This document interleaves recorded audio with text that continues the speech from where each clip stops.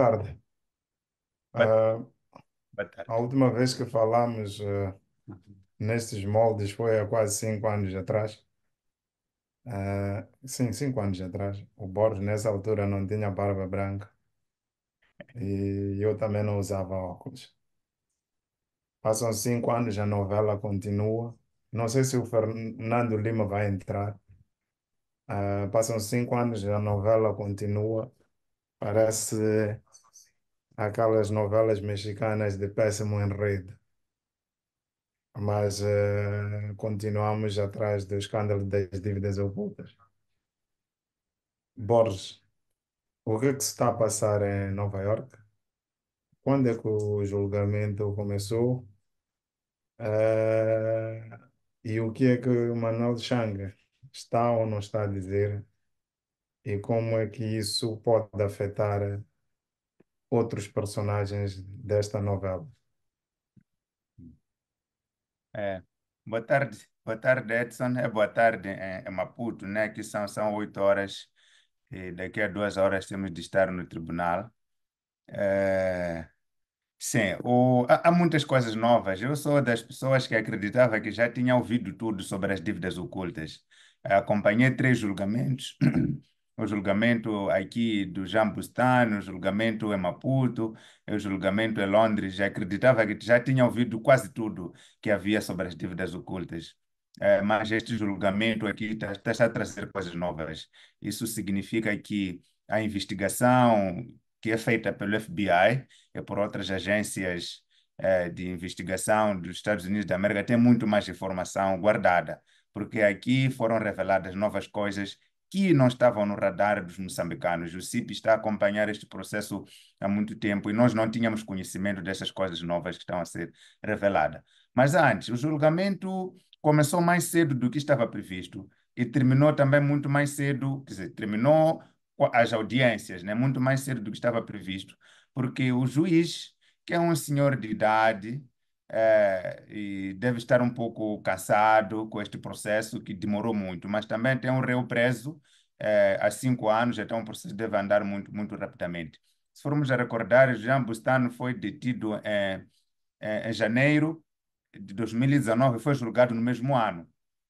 O Chang foi detido em dezembro de 2018, já passam 5 anos, ainda está a ser julgado. Então, eu acredito que essa seja uma das causas por que o julgamento está a andar muito rápido. Portanto, formalmente, o julgamento começou no dia 15 de julho, com a constituição dos membros do júri, que foram aprovados. Os membros do júri são aprovados tanto pela acusação como pela defesa, a representação do réu, nesse caso o Chang.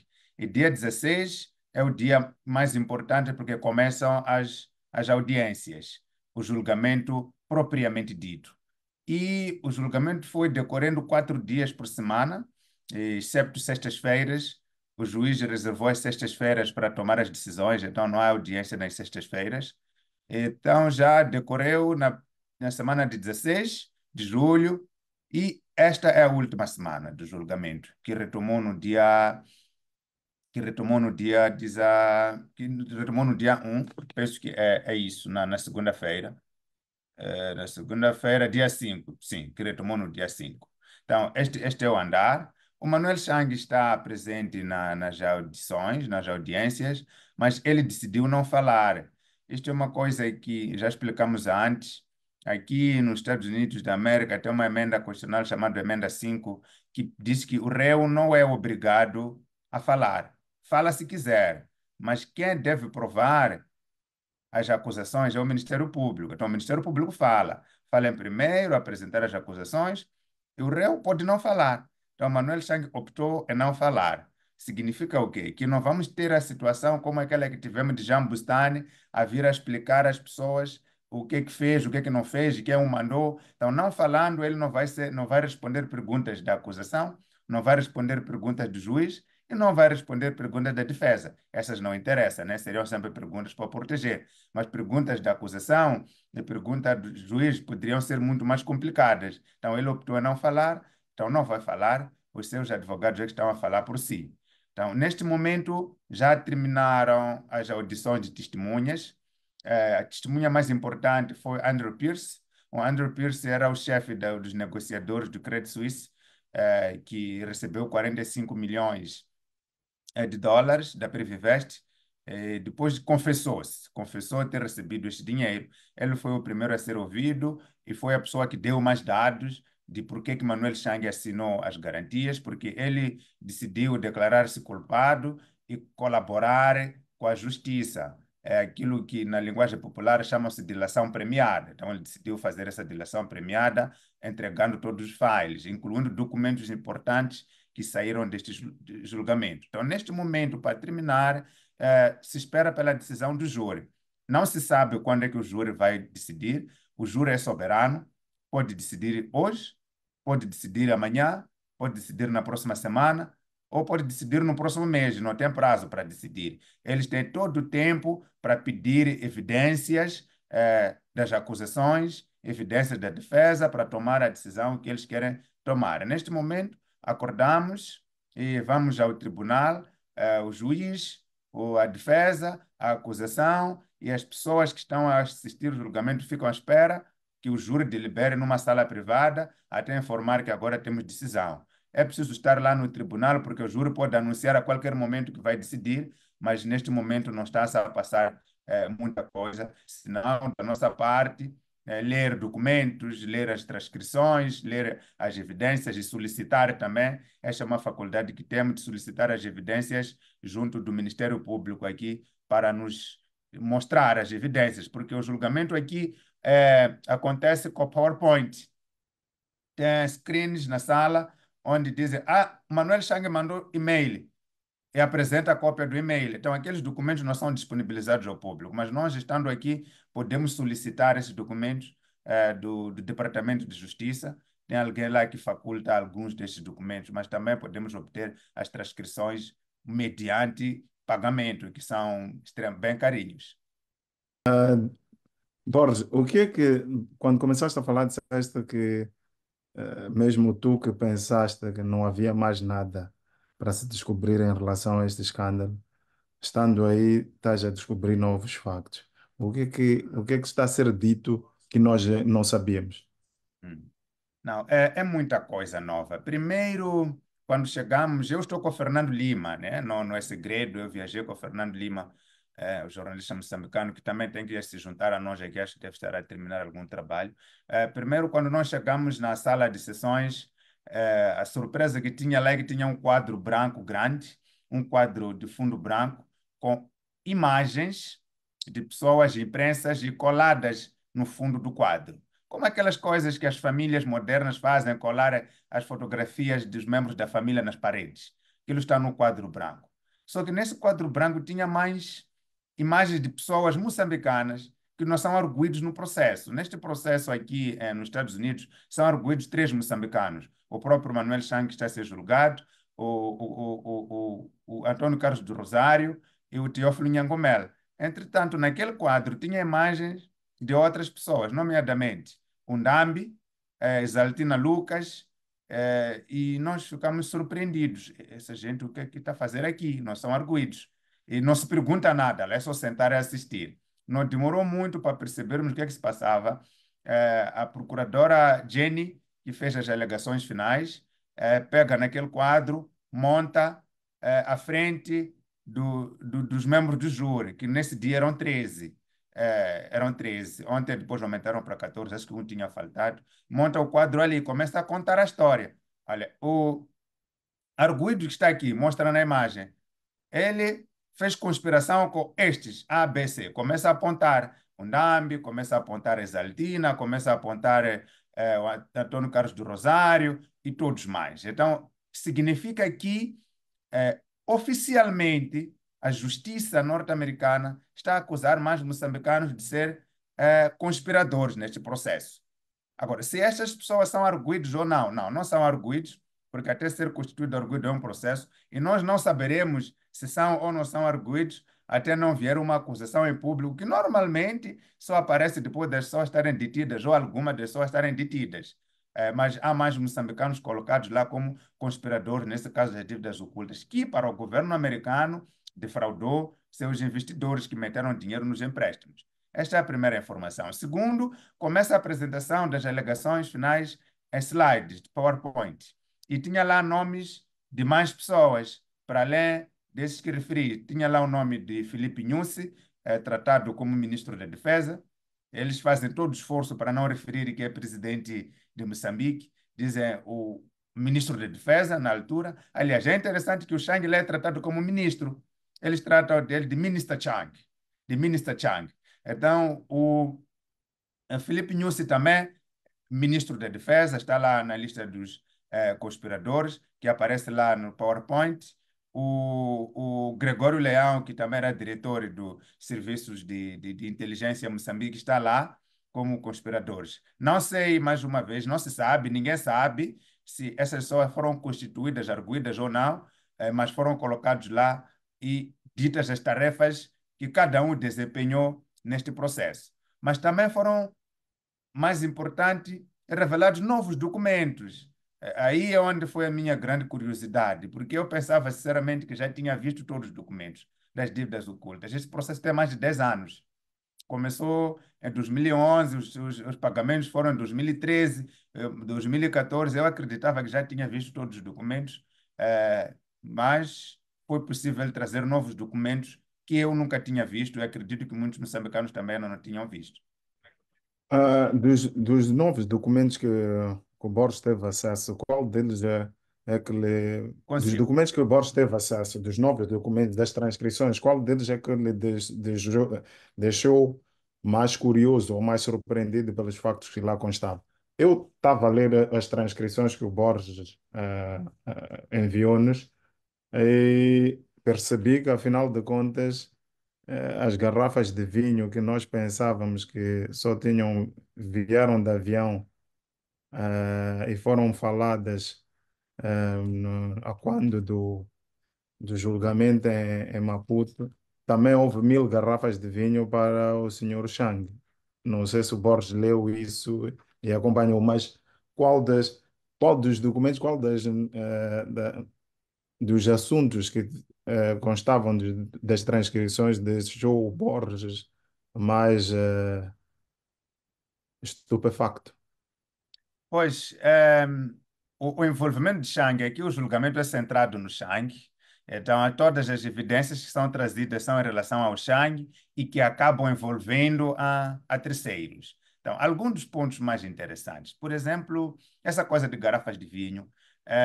Eles não foram só subornados com dinheiro, foram subordinados também com viagens para o exterior e esses presentes. Então, essas 1.000 garrafas de vinho foram para Maputo em nome da senhora Lisete, que é a falecida esposa de Manuel Chang. Ela faleceu em 2016, se nos recordamos, num acidente de viação. Então, essa ideia de presentear uma família com 1.000 garrafas de vinho é muito criativa da parte da Privivest e enviado para a esposa de Manuel Chang. É interessante perceber um país como o nosso que faz a selagem das bebidas, controla uma caixa de vinho que entra ou sai de Moçambique, como é que entra 1.000 garrafas de vinho e as alfândegas não questionam, não querem saber dos impostos que são pagos por essa garrafa de vinho. Mostra um pouco como o sistema todo de segurança em Moçambique, incluindo das alfândegas, da migração, é muito frágil quando as encomendas vêm em nomes de pessoas importantes. Você vai para Nelspruit para comprar algumas coisinhas na fronteira, querem ver o que é que você tem no carro e tudo mais. Mas vem 1.000 garrafas de vinho que devem valer muito dinheiro e o álcool em Moçambique é muito taxado e muito controlado e entra, vai para casa da Madame Lisette, como lhe chamam, e ninguém diz nada. E ninguém diz nada. Então, isso foi uma coisa que deu para entender que o sistema é muito frágil, propositadamente, quando entra produtos de gente grande. Outra informação interessante é que a Madame Lisette e uma filha de Chang, chamada Solange, Manuela Solange Martins, e o genro deles, chamado Chang, chamado Ingilo Dalsuco, também foram pagos viagens pela Privivest para visitar muitos países, incluindo o Brasil, incluindo Beirute, no Líbano, incluindo Dubai E, então, estavam à vontade muito grande que uma empresa que vai a Moçambique para vender barcos ao Estado, com o ministro assinar garantias, depois pagam viagens. E pagam, eles é que pagaram as passagens para Chang e sua família, incluindo seu genro, para viajar pelo mundo, incluindo para Beirute, para Dubai. Isso também foi interessante ver. Foi também interessante ver eh, que o dinheiro de Chang, afinal, foi pago para uma empresa, Interauto. A Interauto, isso está nas transcrições, então podemos à vontade falar aqui. A Interauto é uma empresa que vende carros de marca Ford em Maputo. Está localizada aí perto de Luís Cabral, onde se controla o consumo de álcool para a saída e entrada da Matola. A dado momento, durante o governo de Guibuzi, se as pessoas se recordarem, a Interauto vendia quase todos os carros que eram usados pelo Estado, eram Ford. Depois, agora começou a entrar Mahindra no governo de Nussi, mas no governo de Guebuza, quase todos os funcionários públicos, instituições públicas, usavam Ford Ranger na altura. E essa empresa que fornece, que é o maior fornecedor de Ford em Moçambique, o representante, é essa empresa para a qual o dinheiro do Chang foi. E tem lá um senhor chamado Brito Rocha, tem nome longo típico português. Português tem nomes com mais de 5, 6, 7 nomes, não me lembro todo outro aqui, mas é Brito Rocha. Esse senhor que é um dos dirigentes dessa empresa, que teria recebido, que recebeu os 7 milhões da Primvest. E é este senhor que no dia 29 de novembro de 2019 devolveu 7 milhões através de uma transferência bancária para o Banco de Moçambique. É esse dinheiro que se diz que Chang devolveu. Portanto, eu estava na conferência de imprensa em Maputo, onde o procurador Matussi confirmou que o Chang devolveu o dinheiro.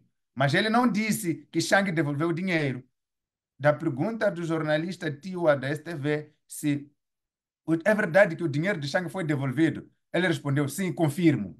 Simplesmente se confirmo. O que é revelado aqui em Nova Iorque é que, afinal, quem devolveu o dinheiro é esse empresário um dos gestores ou proprietários, ou pelo menos dirigente lá da Interauto, que transferiu 7 milhões para o Banco de Moçambique, que é esse dinheiro que o Chang é acusado de ter recebido. Essa transferência foi feita 29 de novembro de 2019. E nós não sabemos nada, não sabemos nada. O governo não veio dizer, o Ministério Público não veio dizer, o Banco de Moçambique, bom, entende-se que quem guarda dinheiro não tem que andar a dizer que está a guardar dinheiro de quem, mas significa que os moçambicanos, mais uma vez, foram enganados, ou, no mínimo, foram ocultados de informação durante 5 anos, sem sabermos que o Chang havia devolvido o dinheiro através deste tal senhor. Então, esses dados também são novos e os americanos têm todos esses dados. Mostram até o número da conta bancária para onde o dinheiro foi devolvido, mostram as empresas através das quais o senhor Brito Rocha recebeu os 7 milhões da Privivest e a defesa nega que esse dinheiro seja de Chang. Portanto, aqui sai uma contradição. Enquanto o governo através do Ministério das Finanças e Procuradoria-Geral da República, diz que Chang devolveu o dinheiro, a defesa diz que não, esse dinheiro não é de Chang. Esse dinheiro é de um senhor chamado Brito Rocha lá, que por acaso é um amigo de Chang, e que tinha esse dinheiro, recebeu da Previvest e numa boa vontade de irmandade com Chang, decidiu mandar esse dinheiro para Moçambique, devolver para o Estado moçambicano para tirar Chang disso, mas isso não era dinheiro de Chang. Então, uma justificação que me parece um pouco frágil, mas pronto, isso também mostra que nós, enquanto moçambicanos, principalmente nós, enquanto CIP, que investigamos casos de corrupção, jornalistas moçambicanos que investigam casos de corrupção, estamos a ficar um pouco ultrapassados, as coisas estão a ser difíceis de detectar como é que esse crime de colarinho branco acontece, porque o dinheiro do Chang nunca foi para a conta do Chang, foi para a conta de um cidadão empresário em Moçambique. E como é que você pode provar isso? É muito difícil. Só FBI para provar. Agora, uma organização como CIP, jornalistas que estão a investigar, é muito difícil fazer essa relação de que os 7 milhões foram pagos para uma conta fora do país, de duas empresas fora do país, a tal de Genoa Assets, e que recebeu 2 milhões, e a Tice International, que recebeu 5 milhões, em nome de Brito Rocha, esse dinheiro era de Chang. É muito difícil. É muito difícil. Agora, a justiça americana tem evidências disso porque esses pagamentos foram todos discutidos em e-mails. Então é ali onde encontram o Chang. Borges, este senhor Brito Rocha em Moçambique tem algum processo? Porque, de certa forma, ajudou a fazer branqueamento de capitais. Essa é uma outra boa pergunta. O processo das dívidas ocultas tem três processos. Tem o processo principal, o primeiro é aquele que já foi julgado e foram condenados 11 dos 19 réus e agora estão a recorrer. E tem um segundo processo autônomo que já tem a pronúncia e aguarda a marcação da data de julgamento. Isso segundo o último informe da Procuradora-Geral da República. E tem um terceiro processo autônomo, um segundo processo autônomo, que é o terceiro processo das dívidas ocultas, que ainda aguarda o despacho de pronúncia. Então, não sei se este Brito Rocha fará parte dos arguidos desses outros dois processos que ainda não foram julgados. Não se sabe. Agora, aqui há suspeitas, nós estamos no tribunal, conversamos com procuradores quando é possível, conversamos com muitas pessoas que entendem o processo aqui, que por razões óbvias não posso revelar quem são, mas estando no tribunal, há muitas conversas no corredor. Então, há informação de que pelo menos esteja a ser investigado ao nível dos Estados Unidos da América por ter sido usado para o branqueamento de capitais. Agora, em Moçambique não se sabe, só o Ministério Público é que deve saber. Da mesma forma que não se sabe por que pessoas importantes envolvidas nas dívidas ocultas não são arguídos, como a Exaltina Lucas, que aqui é chamada também Três Beijos, e já ouvimos isso muitas vezes, está no centro do escândalo, ela é que assinou, ela é que decidiu, como diretora nacional de Tesouro, pela assinatura de garantias, e há um e-mail interessante no âmbito dos documentos que foi aqui mostrado, em que o Jean Bustani escreve para um colaborador da Palomar a dizer que, olha, está, a Exaltina me ligou a dizer que está em pânico. E isto está numa cópia do e-mail, então podemos falar à vontade, mas também está nas transcrições que o CIP vai colocar à disposição do público. A Exaltina me ligou, estando em pânico, a dizer que recebeu chamada da First Rand Bank, que é um banco sul-africano, a dizer que andam por aí dinheiro com garantias do Ministério das Finanças a ser comercializada. E Exaltina está preocupada que esse dinheiro seja das garantias dadas para a MAMI. Isso já foi no período que as dívidas estavam a ser reveladas. Então, houve ali toda a troca de mensagens, dizer, não se preocupe, vou verificar com o Credit Suisse. Mas essa gente aí que está no centro do escândalo também não se sabe se são arguídos ou não. Portanto, da mesma forma que não se sabe da Exaltina, não se sabe também do Brito Rocha, se é arguido ou não em Moçambique. Mas a informação começou a aparecer ao público. O jornal Savana, da última edição, já tem informação um pouco sobre este senhor Brito Rocha, e penso que agora já não se pode mais esconder esta informação, vai aparecendo ao público aos poucos. E Borges, também sobre Isaltina, também nas transcrições vi um bocadinho o papel da Imo Invest, que dizem que foi usado como o veículo para pagamento da senhora Isaltina. Queres explicar um bocadinho às pessoas que estão nos acompanhar Sim, sim. essas transcrições? As transcrições refletem aquilo que foi discutido na sala das audiências, né? E a Exaltina Lucas sempre negou que tivesse recebido o dinheiro das dívidas ocultas. Aliás, negam todos, né? Mesmo os que foram condenados nunca confessaram. Os únicos que confessaram são os colaboradores do Credit Suisse. Todos os demais recusam. Aqueles que não têm mais como recusar dizem que esse dinheiro era de investimento. Mas uma coisa interessante é que todo o dinheiro, quase todo, aliás, todo o dinheiro das dívidas ocultas que veio a Moçambique vinha em nome de investimento no setor imobiliário. E há um e-mail de Jean Bustani a pedir as faturas ao Teófilo Nhangomel e a dizer que todas as faturas devem vir em nome da, devem vir que é para compra de imóveis. Então, esse tal apartamento da Imovest, que Imovest é uma, acho que investe no setor imobiliário, e tem prédios de luxo em Maputo, áreas de luxo, como na Júlio Nyerere, é essa que recebeu dinheiro para a venda do apartamento, suposta venda do apartamento para a Exaltina Lucas, e veio qualquer coisa como 1,7 milhões de dólares. Essa foi uma parte do dinheiro.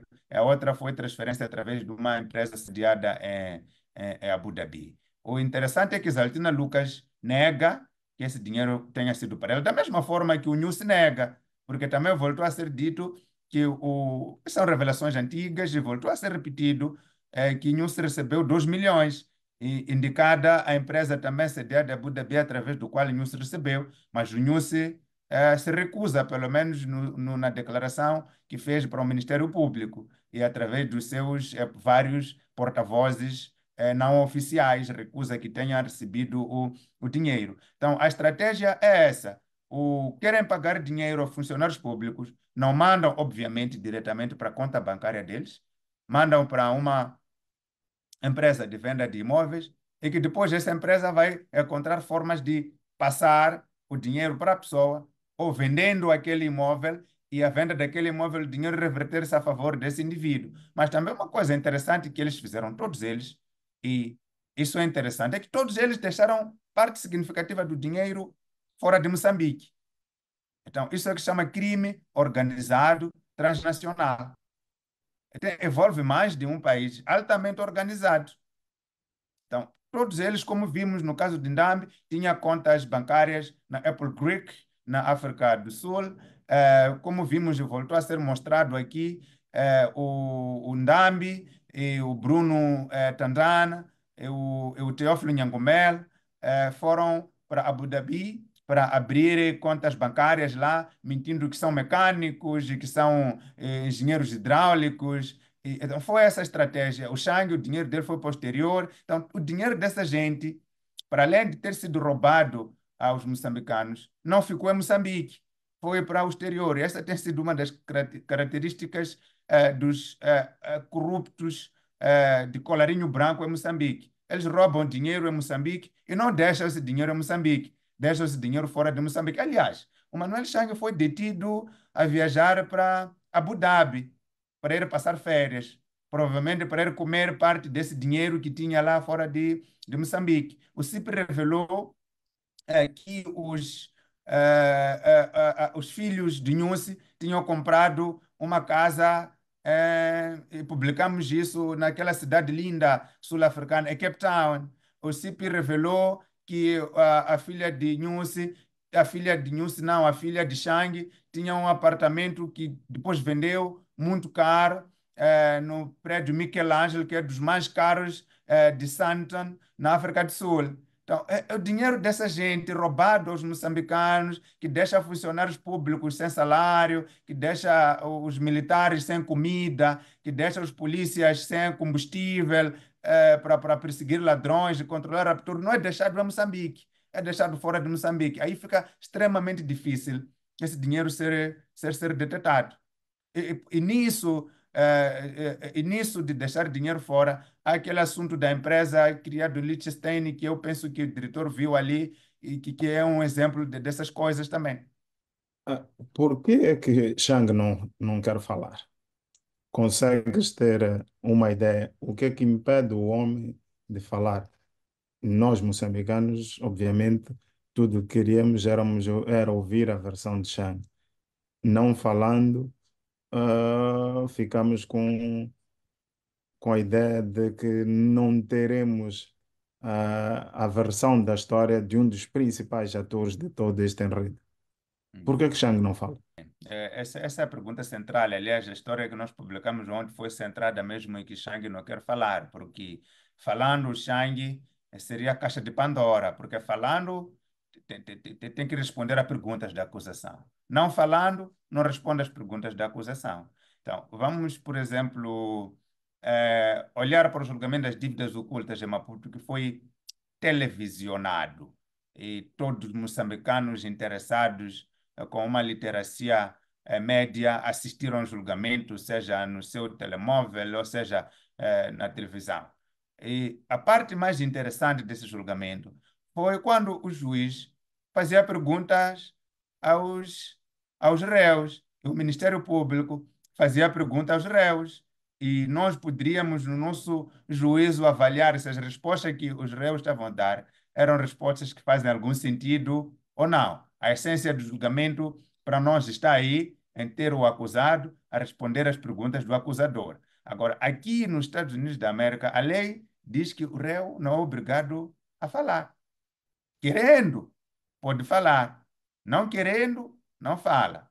Então, na quinta-feira da semana passada, antes de eu chegar cá, essa informação está disponível nos transcripts, nas transcrições.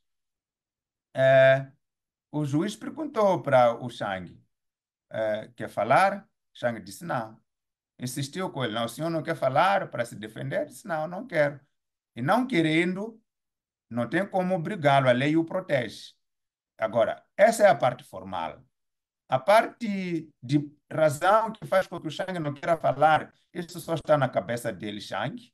Cada um pode fazer a interpretação que quiser, mas aí nós não temos como entender por que o Chang não quer falar. Podemos dar a nossa opinião, que qualquer um que está aqui a nos acompanhar também pode dar. O que se parece é que se Chang tivesse falado, teria sido obrigado a dizer coisas que ele não estava preparado a dizer. Por exemplo, uma das questões que foi arguída pela defesa é que o Manuel Chang assinou garantias porque o chefe dele o mandou assinar. O presidente Guebuza, o chefe de Chang é o presidente Guebuza. O Chang não tinha outro chefe como ministro das Finanças. Então disse, olha, o Chang não manda, o Chang é ministro. Houve uma decisão tomada em Conselho de Ministros para aprovar esses projetos das três empresas, o SIMP, o Sistema Integrado de Monitoria e Proteção, que deu base à Proíndicos, e não foi o Chang que aprovou, foi o governo, o que eles chamam de cabinet, o governo, que é o Conselho de Ministros. E o Conselho de Ministros não era dirigido por Chang, era dirigido por Guebuza.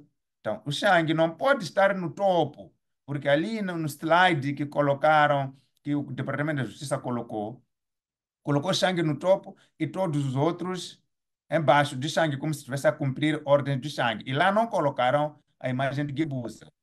E a defesa diz, não, o Chang não mandava, quem mandava era o chefe dele, o presidente Gubuza, como eles chamam aqui, presidente Gubuza. Então, essa seria uma das perguntas que certamente o, o Chang teria de responder. Quem que o mandou assinar garantias? E depois também há argumento que é dado por todas as pessoas da ala do presidente Guebuza, incluindo o Vaz, no último debate que tivemos na semana passada, no CIP, para falarmos deste assunto. Há todo um argumento que as alas da Frelimo disputam. Ok, mas e agora? Disseste que estamos na última semana, nas alegações finais.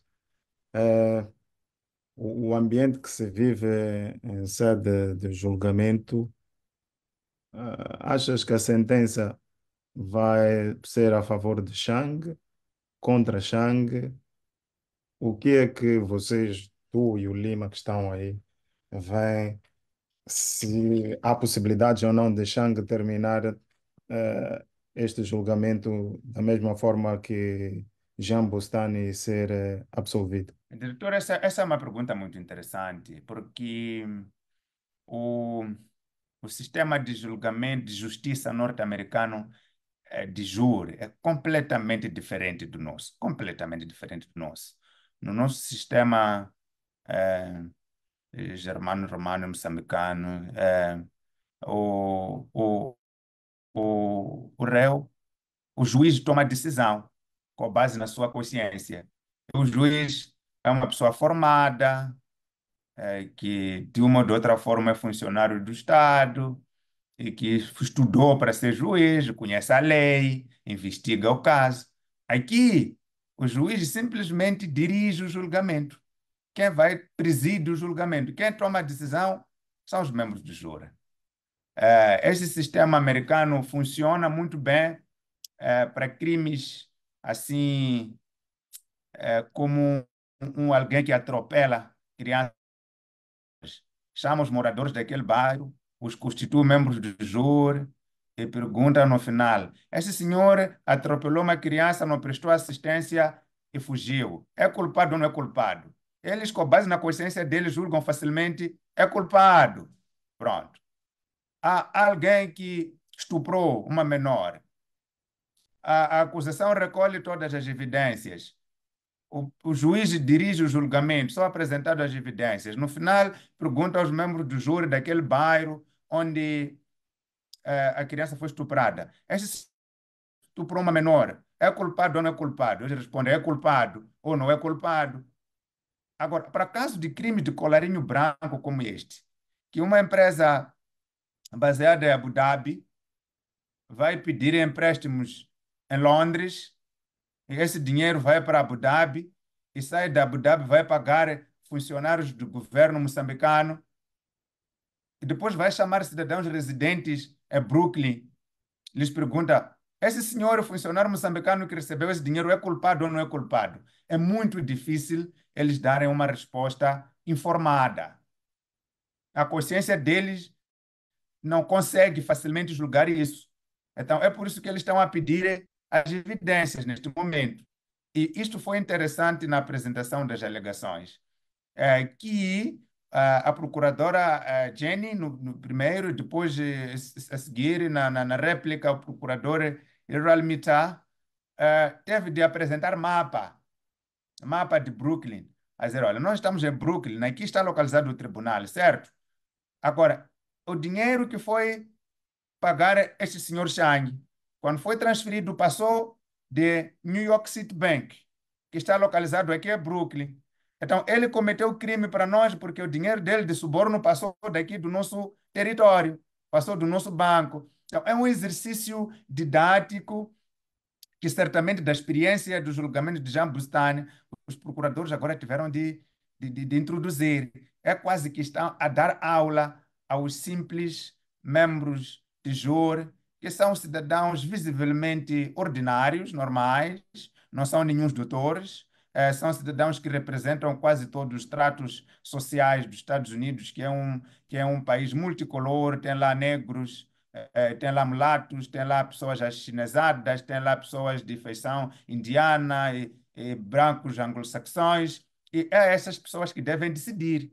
Agora, explicado isso, é muito difícil entrar na cabeça daqueles senhores e prever o que é que eles vão decidir. É muito difícil. Todo mundo está expectante. Ontem, eles pediram mais evidências, pediram mais e-mails, mais evidências, e eles estão a fazer essa análise para depois tomar a decisão. O que tem que se dizer é que a decisão deles deve ser.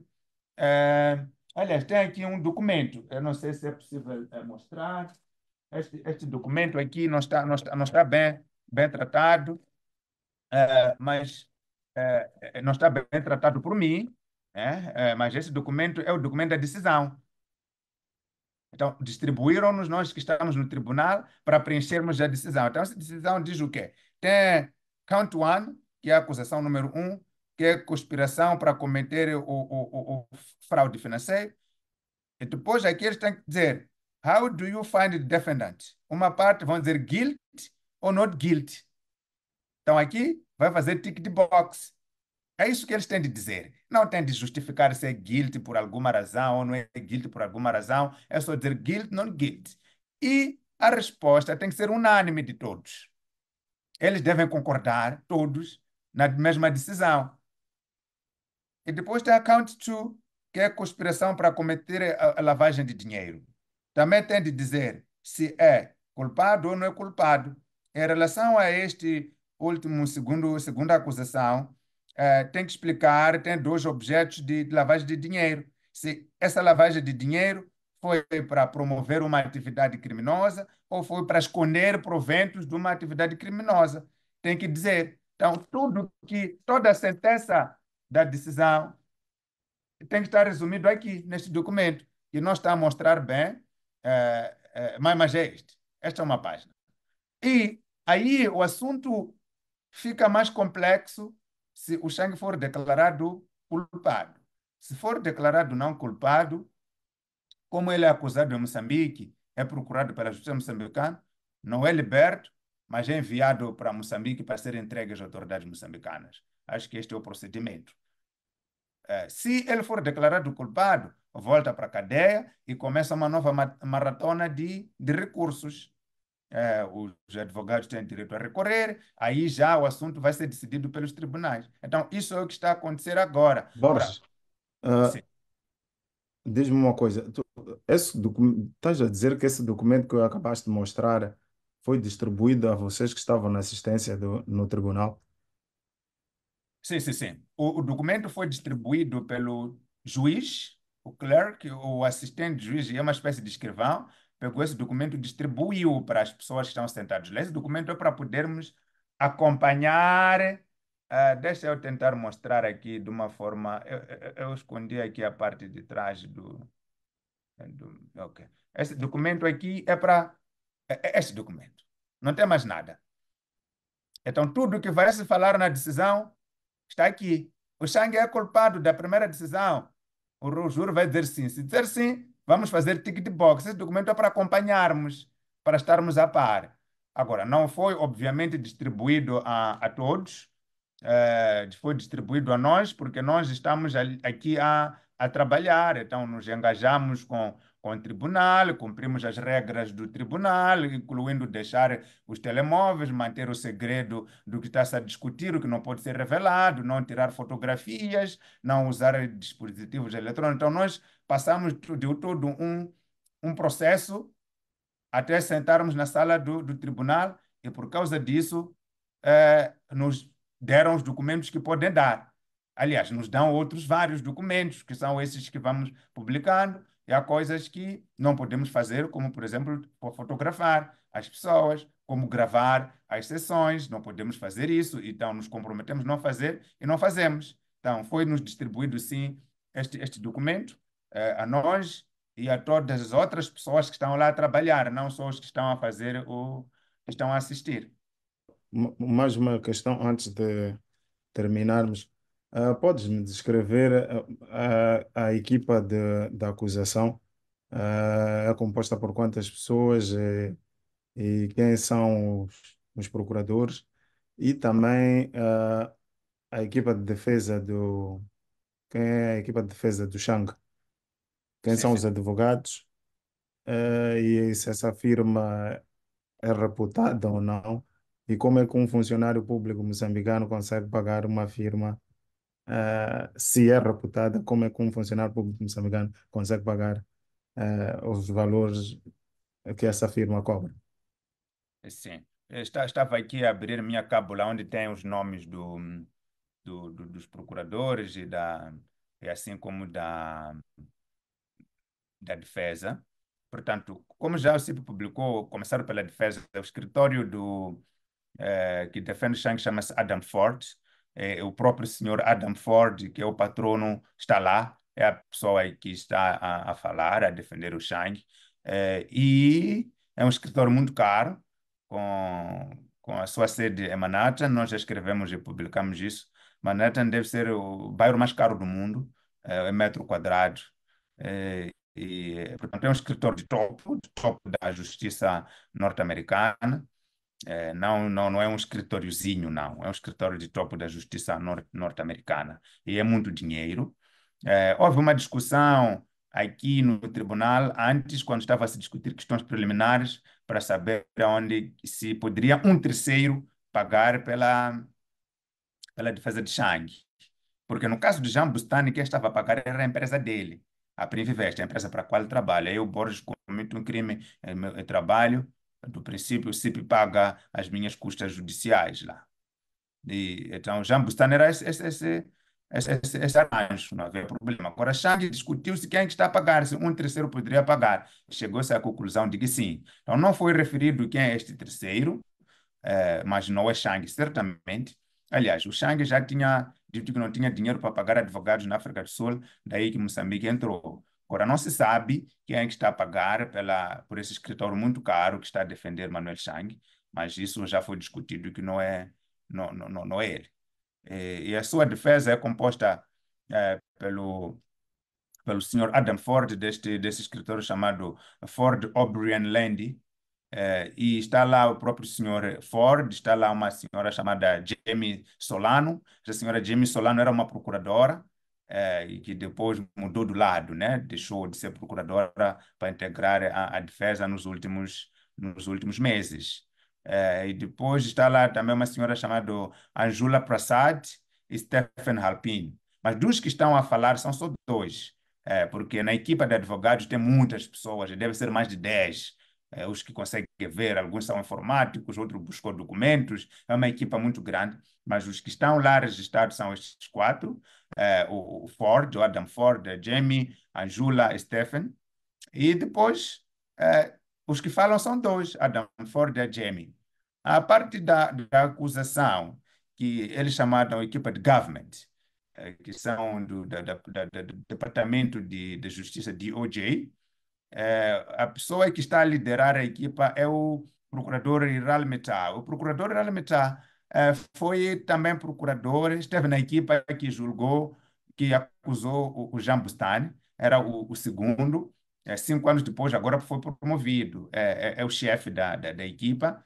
É um senhor assim de feição que dá para ver indiana, com uma oratura muito boa, que, por exemplo, disse que uma coisa interessante, que a defesa de Chang tinha cometido, tudo que a defesa de Chang tinha dito era tudo absurdo, porque há dois cidadãos, há três cidadãos bem educados, que são Surjan Singh, Andrew Pierce e Detlina Subeva, que são bem educados, com formação, e que eram diretores no Banco Internacional como Credit Suisse, que decidiram confessar que cometeram o crime.